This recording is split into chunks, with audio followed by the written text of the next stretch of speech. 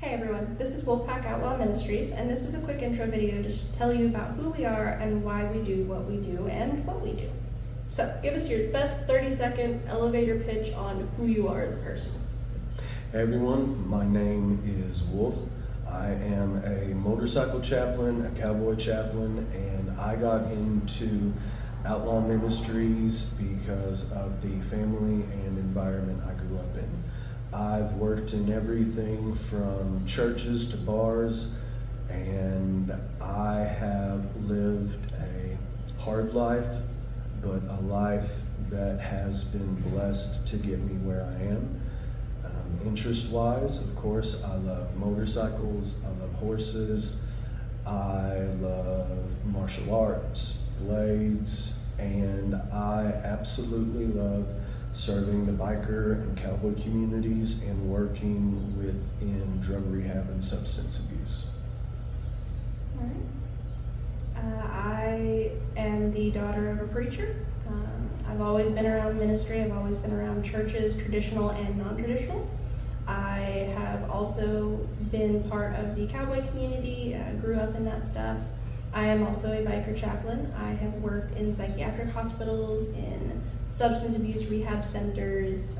I am very closely involved with all sorts of mental health support, things like that. And so I enjoy animals of all kinds. I will probably die by trying to pet something I shouldn't. And I'm a mom, I'm a wife, I'm a daughter, and I am also the black sheep in my family. So it's kind of who I am. So what we do is we serve the biker communities, we serve cowboy communities because of what we've been through. We know just how much of a misfit people can be, and we want to help those people. And so we do a lot of chaplain duties, we do counseling,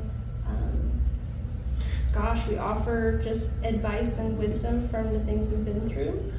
Well, the whole idea between calling it an outlaw ministry, because we talked about, do we want this to be a motorcycle ministry, a cowboy ministry, because of everything that we've worked in, and we kind of settled on calling it an outlaw ministry, because what we are really trying to do is reach out to people that do not go to a traditional church, that maybe believe, but have been hurt by a traditional church, by people who have been outcasts, people who have been kicked out of churches.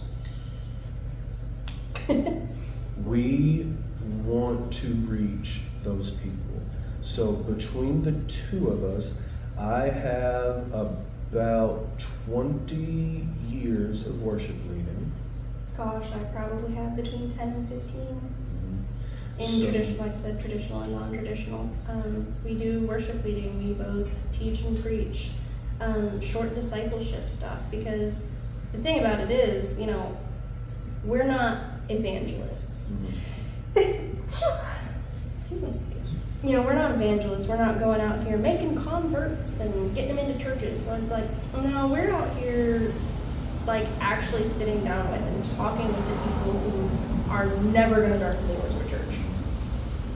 Like, we want those people. We're going to sit and have coffee with them and talk to them. And it's not going to be, I'm not going to sit here with my Bible and, now this is what you're supposed to do. It's like, no. You're going through this thing in life. Here's my experience with that. Here is some advice. Here's some practical, you should get into therapy. Like, it's okay to have Jesus and a therapist, just FYI. Like, getting into that kind of stuff, but also, hey, this is what the Bible says about that thing. You need to put boundaries here, or you really need to stop doing that thing because you're inviting this crap into your life. We're going to give that kind of advice and counsel. And it's, we're not going to encourage you need to go to this kind of church and you need to go to your pastor about this thing and da-da-da-da-da. Like, you need to get into a community of believers.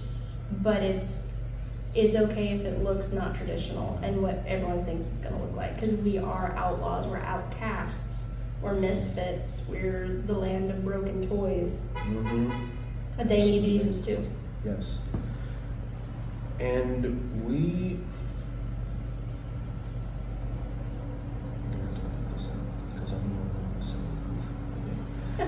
we have our goal, our desire at its base is to simply be Jesus to people that do not normally get to see him. We want to go to the places that Jesus would go if he was here. We want to go to the rallies. We want to go to the rodeos, because those are the places that Jesus would have been. Large gatherings, large crowds, a chance to reach as many people as possible. And Jesus was not going after, I'm going to go to this synagogue, I'm going to do this. He did sometimes, but mostly Jesus was with the people, and that's what we want to focus on. We want to focus on going where Jesus would have gone and doing what he would have done.